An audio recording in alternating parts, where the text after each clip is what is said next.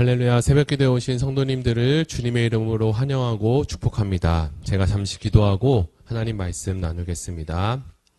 사랑의 하나님 감사드립니다. 오늘도 주의 말씀 앞에 우리가 머리를 숙여 하나님의 말씀을 듣고 또 하나님의 말씀으로 살아가기를 소원하는 마음으로 하나님 앞에 왔습니다. 이 시간에 우리에게 말씀하여 주옵소서. 우리가 듣겠나이다. 하나님, 오늘도 말씀을 통해서 전하는 자와 듣는 자 모두에게 동일한 은혜를 더하시고 하나님께 간절히 기도하며 나아가는 시간 되게 하여 주시옵소서. 예수님의 이름으로 기도드립니다. 아멘. 네, 오늘은 은혜 받으신 하나님 말씀은 마가복음 7장 1절에서 13절의 말씀을 가지고 외형과 내면의 조화라는 제목으로 말씀을 나누겠습니다. 제가 먼저 성경 봉독하겠습니다. 바리새인들과 또 서기관 중 몇이 예루살렘에서 와서 예수께 모여들다가 그의 제자 중 몇 사람이 부정한 솥, 곧 씻지 아니한 손으로 떡 먹는 것을 보았더라. 바리새인들과 모든 유대인들이 장로들의 전통을 지키어 손을 잘 씻지 않고서는 음식을 먹지 아니하며 또 시장에서 돌아와서 물을 뿌리지 아니하고서는 먹지 아니하며 그 외에 여러 가지 지켜오는 것이 있으니 잔과 주발과 놋굿을 씻음이러라. 이에 바리새인들과 서기관들이 예수께 묻되 어찌하여 당신의 제자들은 장로들의 전통을 준행하지 아니하고 부정한 손으로 떡을 먹나이까? 이르되 이사야가 너희 외식하는 자에 대하여 잘 예언하였도다. 기록하였을 때 이 백성이 입술로는 나를 공경하되 마음은 내게서 멀도다. 사람의 계명으로 교훈을 삼아 가르치니 나를 헛되이 경배하는도다 하였느니라. 너희가 하나님의 계명은 버리고 사람의 전통을 지키느니라. 또 이르시되 너희가 너희 전통을 지키려고 하나님의 계명을 잘 저버리는도다. 모세는 내 부모를 공경하라 하고 또 아버지나 어머니를 모욕하는 자는 죽임을 당하리라 하였거늘 너희는 이르되 사람이 아버지에게나 어머니에게나 말하기를 내가 드려 유익하게 할 것이 고르반 곧 하나님께 드림이 되었다고 하기만 하면 그만이라 하고 자기 아버지나 어머니에게 다시 아무것도 하여 드리기를 허락하지 아니하여 너희가 전한 전통으로 하나님의 말씀을 폐하며 또 이 같은 일을 많이 행하느니라 하시고. 아멘. 한 사회나 집단에서 오랜 시간 동안 내려오는 행동 양식과 규범을 가리켜서 우리는 전통과 간습이라고 말합니다. 전통과 간습은 우리에게 선하고 좋은 것이었는데요. 오랜 시간 상황이 바뀌고 또한 그것들이 시대에 적응하지 못해서 전통과 간습만 남는 경우가 있고 본질은 잃어버리고 또 형식만 존재하는 경우도 생기게 됩니다. 이러한 경우는 여러 가지 간습이 있는 만 못한 경우가 생기게 되는데요. 예수님이 사셨던 시대에도 많은 전통과 간습들이 내려오고 있었습니다. 특별히 서기관과 바리새인들은 유대교를 믿는 신앙으로서 우리가 믿는 기독교와는 다른데요. 유대교는 구약을 인정하지만 신약 성경은 인정하지 않습니다. 그 이유는 유대인들이 구약의 약속을 기다린 메시아가 바로 자신들이 기다렸던 그 메시아가 예수가 아니었기 때문입니다. 유대인에게는 자신의 국가인 이스라엘을 구원할 정치적인 메시아가 온다고 굳게 믿었는데 그가 예수가 아니기 때문에 그래서 그들은 2000년 전에 예수를 십자가에 못 박아 죽였습니다. 그러니까 유대교는 아직까지도 메시아를 기다리고 있고 기독교는 이미 오신 메시아를 받아들이고 다시 오실 예수님을 기다리고 있습니다. 이렇게 같은 성경을 보고 같은 성경에 기록되어 있는 하나님을 믿고 있는데 너무나 다른 결과로 서로가 멀어져 있습니다. 오늘 본문에 나오는 이 서기관과 바리새인의 사고에서도 예수님은 잘못된 내용을 설파하는 자에 불과하게 보여집니다. 3절과 4절 말씀인데요. 같이 한번 읽어보겠습니다.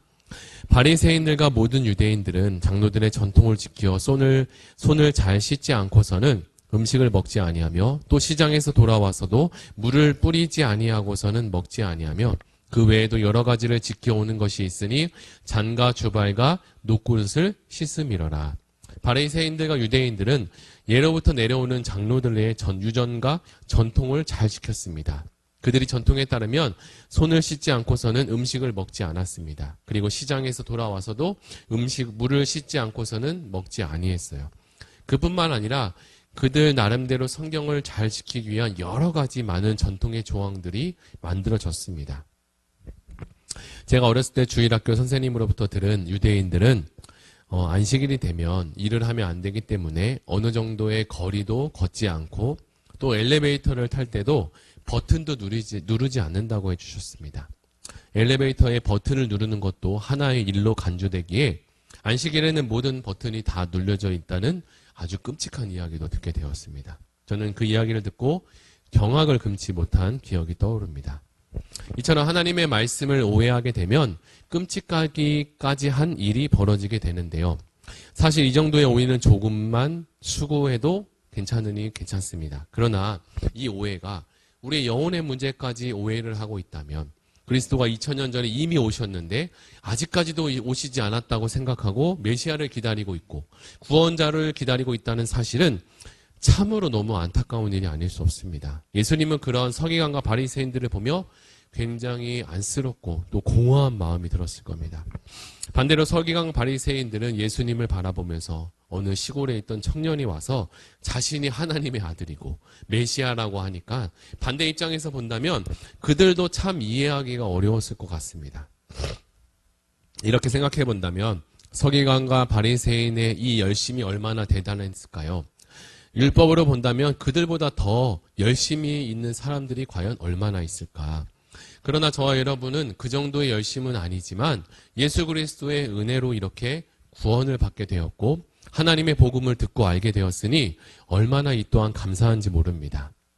제가 어렸을 때 주일학교 수련회에 가서 여름인가 겨울 캠프에 살아계신 하나님을 인격적으로 만나게 됐습니다. 그때는 이 캠프 가운데 캠프파이어도 않고 쭉 둘러서 앉혀놓고 복음을 전하고 또 회개기도하는 시간을 참 많이 가졌던 것 같습니다. 그렇게 예수님을 제 마음에 모시고 나니 제 안에 이전에 없었던 구령의 열정이 생기게 되었습니다. 복음을 전하지 않으면 안 되겠다 싶은 거예요. 그래서 만나는 친구들과 학교 친구들 또 학원에서 만나는 사람들도 선생님들까지도 전도를 했습니다. 학교에서는 담임선생님께 가서 쉬는 시간에 복음을 전하기도 했습니다. 명절 때 되면 사람들을 만나고 또 친척들을 만나면 삼촌에게도 복음을 전하고 할머니, 할아버지에게도 복음을 전했습니다. 모두가 전한 복음을 다 믿는다면 너무나 좋지만 그렇게 다 돌아오는 것은 아니었습니다. 그 중에서도 그러나 복음을 듣고 교회를 다닌 친구들도 생기고 또 고모와 이모들 중에서는 지금까지도 열심히 신앙생활을 하시는 분도 생겼습니다. 복음은요, 살아있는 하나님의 능력의 말씀이기 때문입니다. 전하는 자가 초등학생이가 되건 유치원생일지라도 복음 자체의 능력이 있기 때문에 하나님의 역사하심이 나타나게 됩니다. 성경 우리에게 이렇게 얘기합니다. 내 말과 내 전도함이 지혜에 권하는 말로 하지 아니하고 다만 성령의 나타남과 능력으로 하여 너희 믿음이 사람의 지혜에 있지 아니하고 다만 하나님의 능력에 있게 하려 합니다. 이처럼 복음은 사람의 능력과 지혜로 하는 것이 아니라 우리가 복음을 전하고 순종할 때 성령 하나님이 역사하심으로 능력의 현장이 일어나게 되고 복음이 전해지는 그런 일들이 생기게 됩니다. 사람들은 앞에서 이야기한 것처럼 저마다 종교를 믿고 또 어느 무엇을 숭배하고 의지하며 살아갑니다. 종교를 믿고 의지하는 이유는요, 자신의 뜻과 자신의 미래를 어떤 신이나 누군가가 도와주기를 바라는 마음이 매우 크기 때문입니다. 반대로 얘기하면 인간이 연약하고 부족한 것이 많기 때문이죠. 그러나 우리가 믿는 기독교는 종교가 아닙니다. 종교 이상의 것인데 우리가 하나님을 먼저 믿고 찾은 것이 아니라 그 살아계신 하나님이 우리에게 찾아오신 것입니다.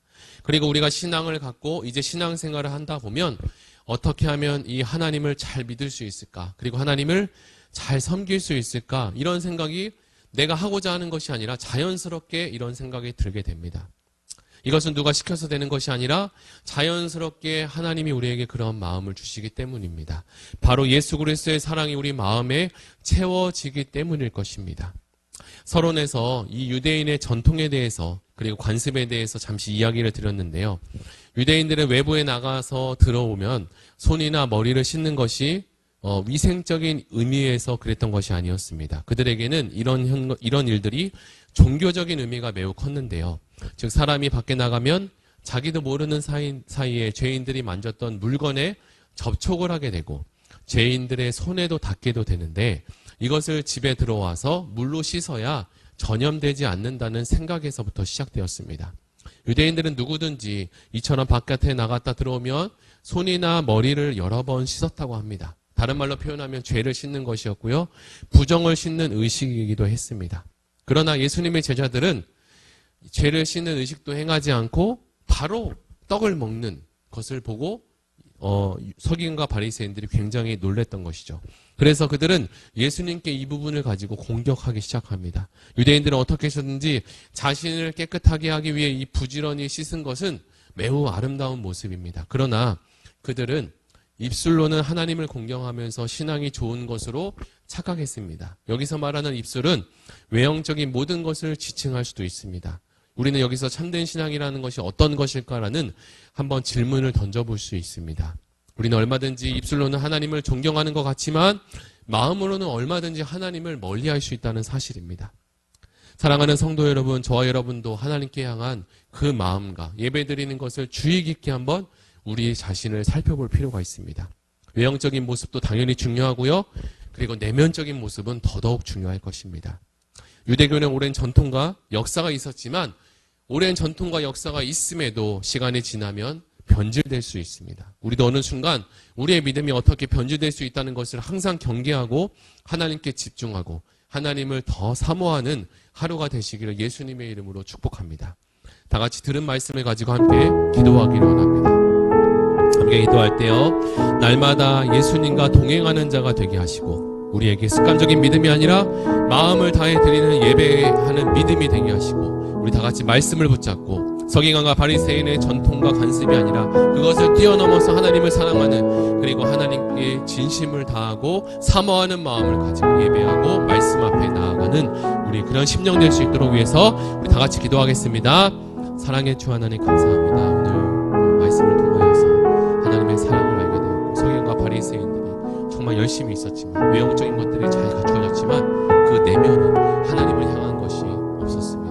우리에게도 외형적인 것과 그리고 내면적인 것들이 잘 조화를 이루어서 하나님을 향해서 한 걸음씩 더 나아갈 수 있도록 하나님과 깊이, 그리고 복음을 더 깊이 넓게 또 이해하고 또 체험하고 경험할 수 있는 아름다운 신앙으로 주여 세워주시옵소서. 감사하며 예수님의 이름으로 기도드립니다. 아멘. 우리 교회를 위해서 같이 기도할 텐데요. 이제 3월부터 순장반과 다락방을 시작합니다. 교회를 섬기는 순장님들에게 지혜와 능력을 주시고 교역자와 중직들에게도 동일한 은혜를 허락하여 주옵소서. 다 같이 교회를 위해서 기도하시고 그리고 가지고 오신 개인 기도 제목 가지고 다 같이 기도하시겠습니다.